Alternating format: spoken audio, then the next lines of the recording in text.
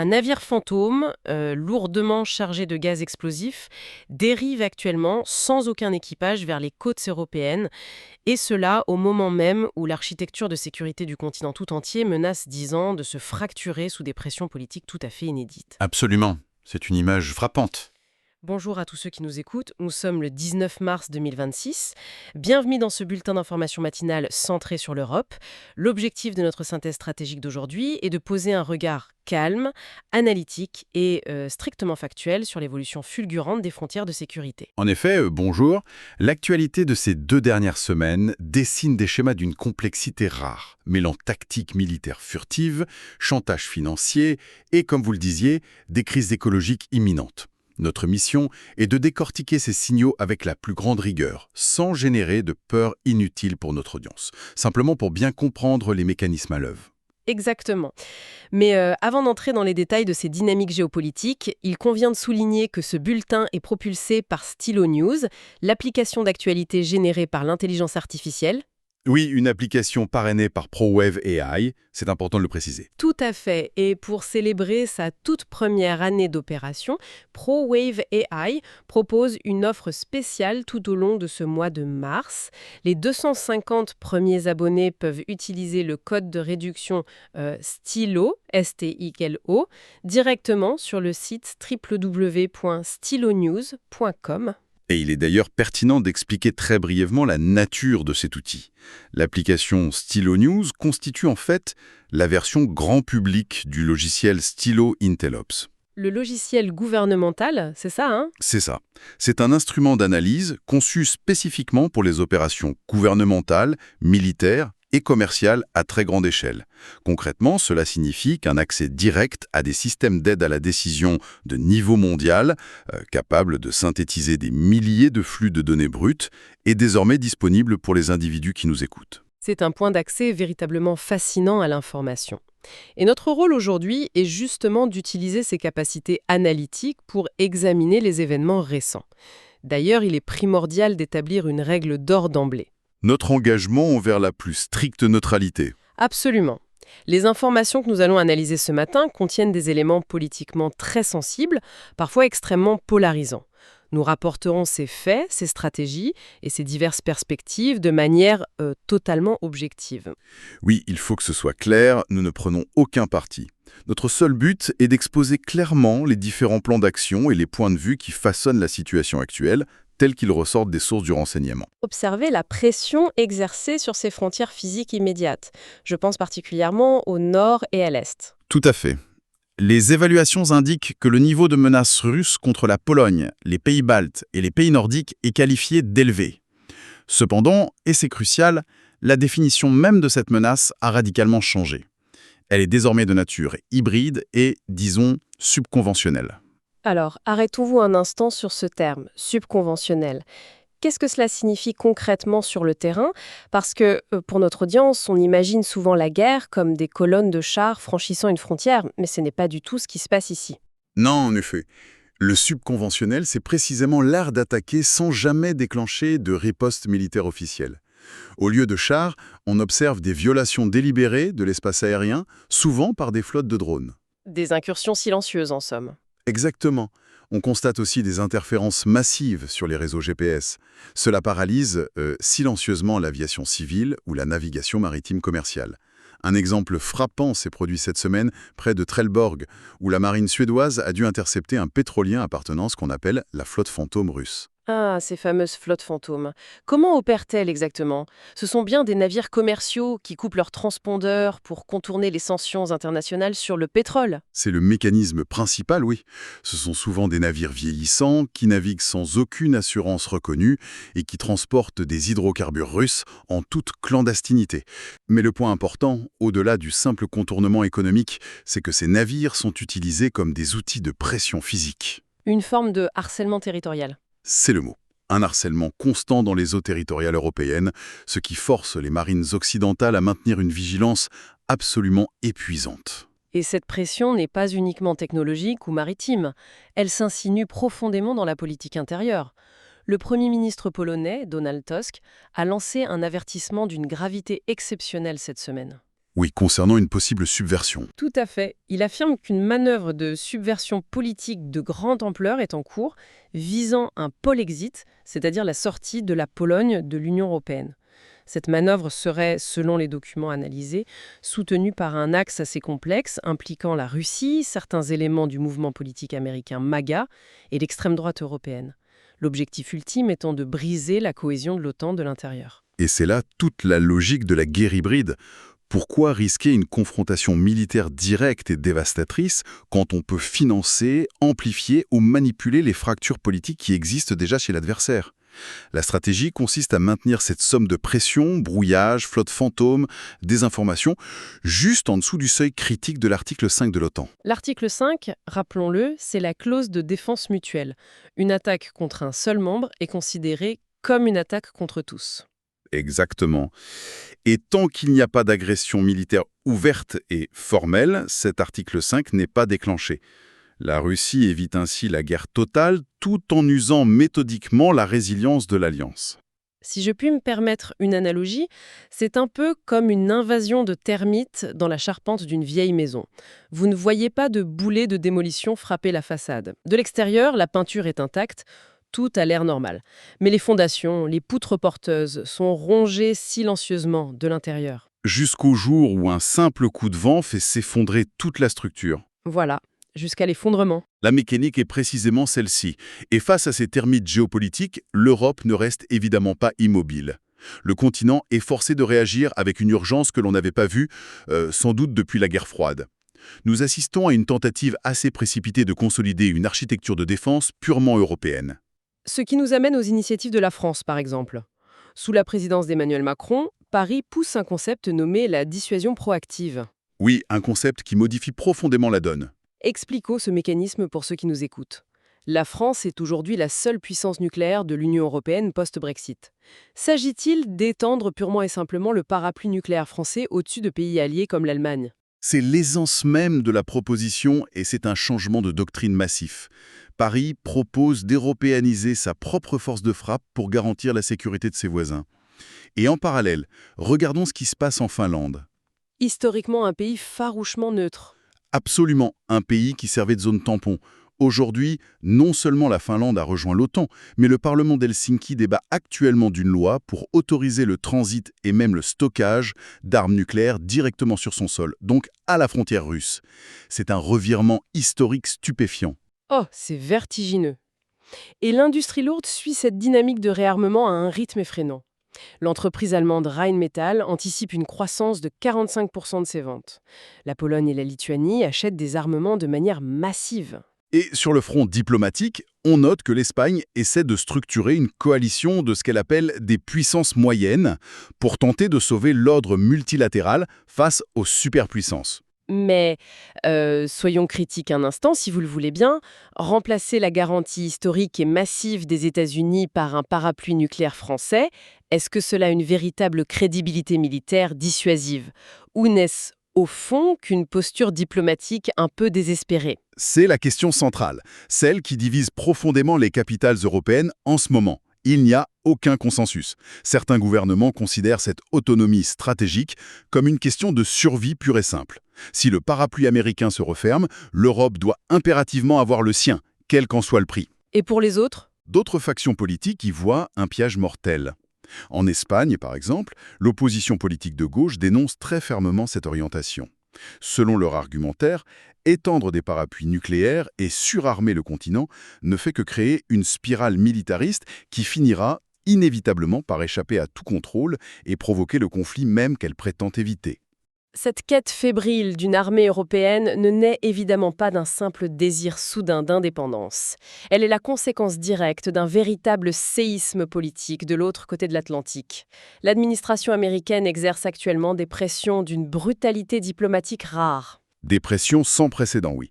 Le président Donald Trump exige désormais que les alliés de l'OTAN consacrent 5% de leur produit intérieur brut à la défense. Attendez, 5% du PIB.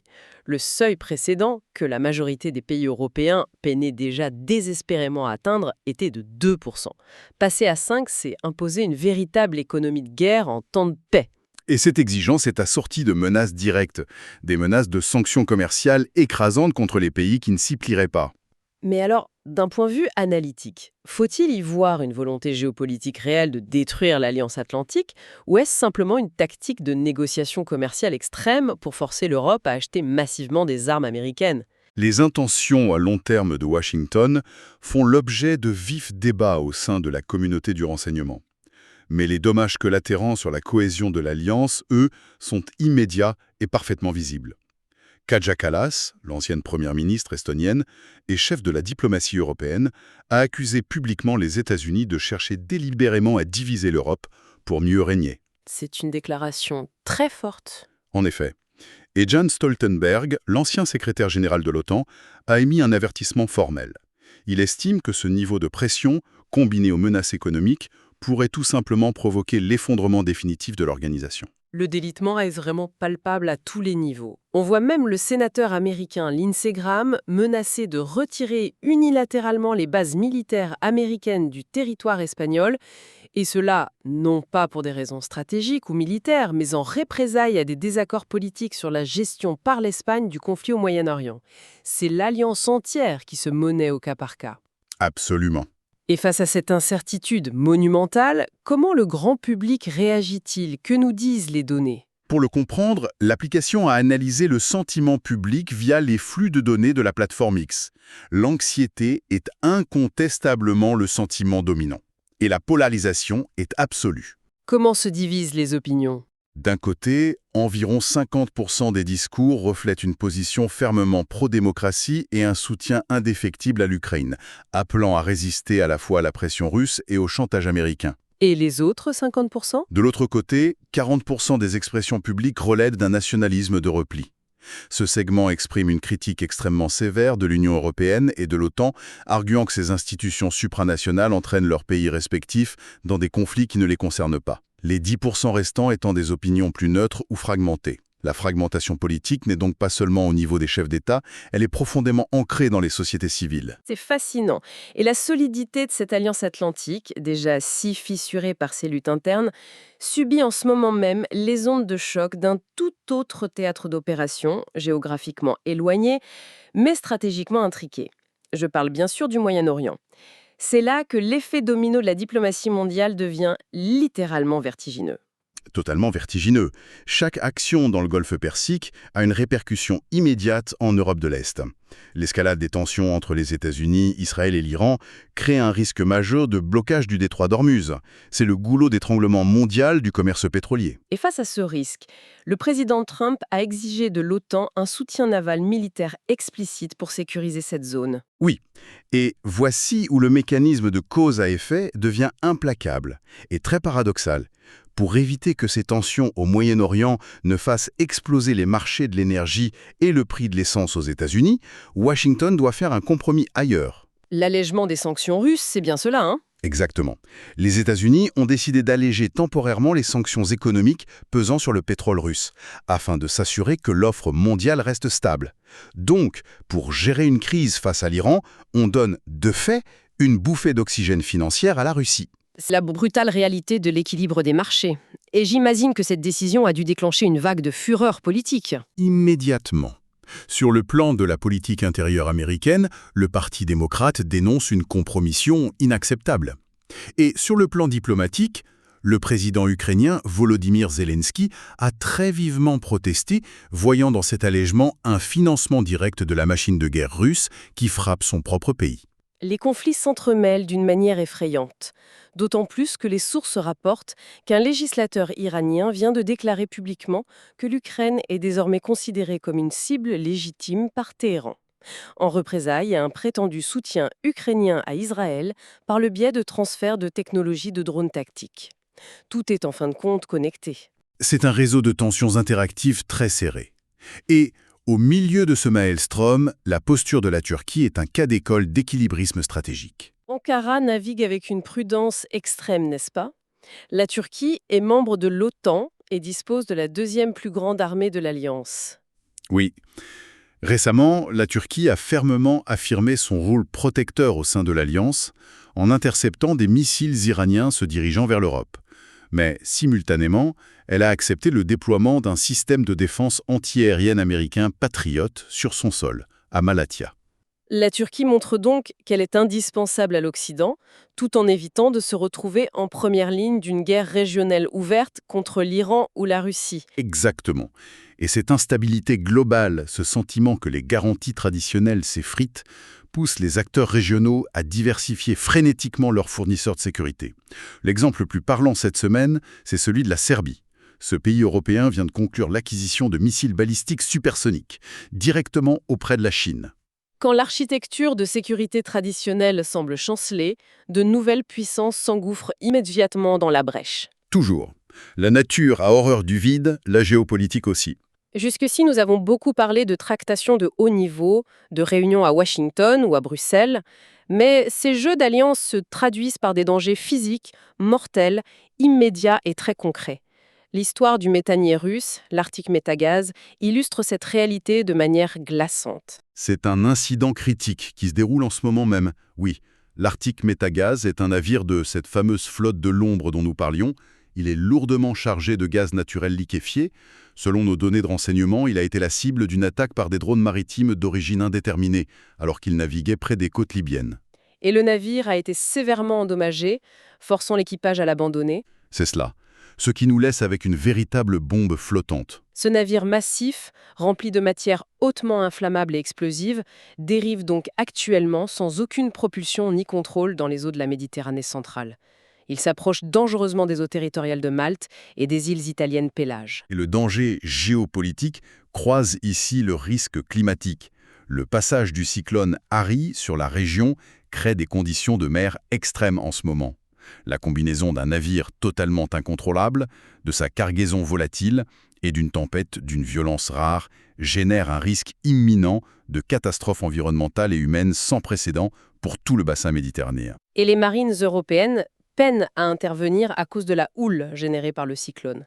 Pendant que l'Europe regarde, un peu impuissante, cette bombe dérivée vers ses côtes, que se passe-t-il du côté russe sur le plan intérieur ? Eh bien, Moscou maintient sa pression en Ukraine avec de nouvelles vagues de frappes de précision, consolidant militairement ses positions terrestres.